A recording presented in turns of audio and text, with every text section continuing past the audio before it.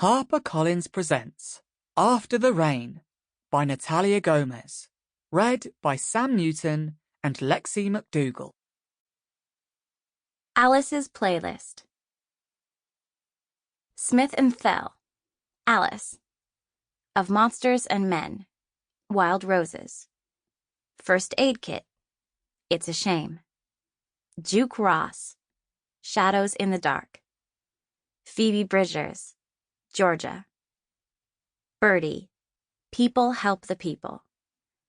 First Aid Kit, Emmy Lou.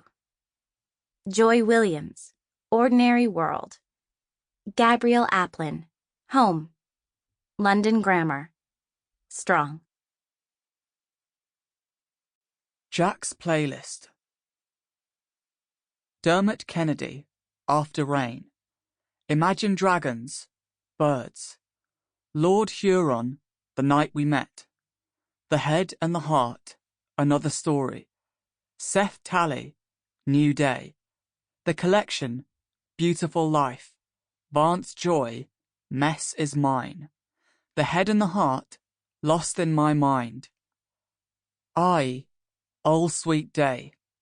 Of Monsters and Men, Human. The whole world is divided for me into two parts. One is she, and there is all happiness, hope, light.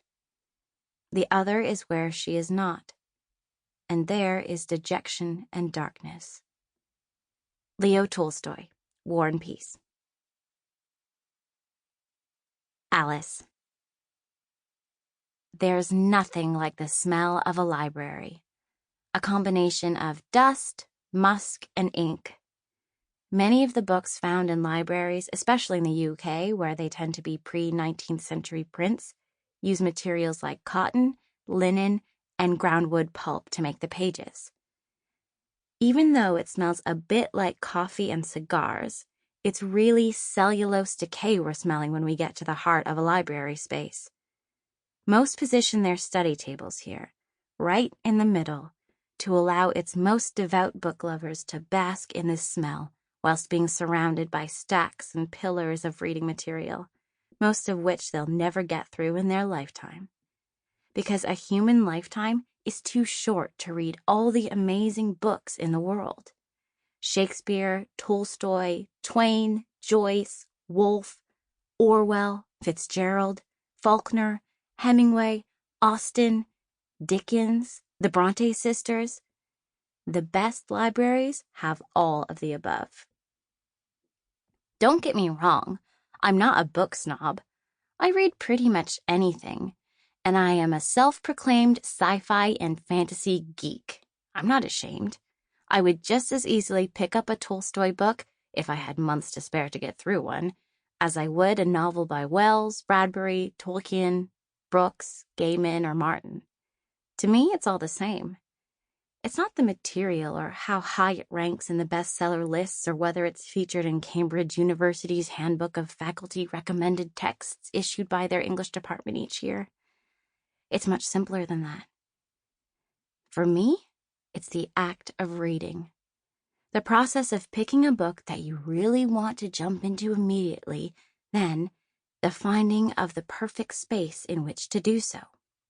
Now, the latter is much more difficult than the former. Finding the right book has never been a problem for me. I know what I want even when I don't know. I'll browse the shelves at the library, occasionally shifting between floors, genres, and alphabetical collections. But when I spot a title, I just know. The search is over.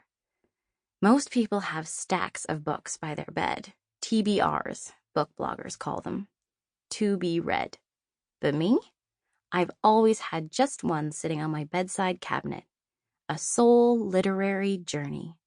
That one book I commit to until I'm done cover to cover and need to choose another. Then I keep going. I keep a log of all the books I read and each year try to beat my record. Stephen King reads 84 books a year. I've yet to beat him, but I will one day. So, the perfect reading space.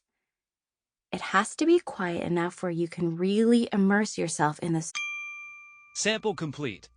Ready to continue?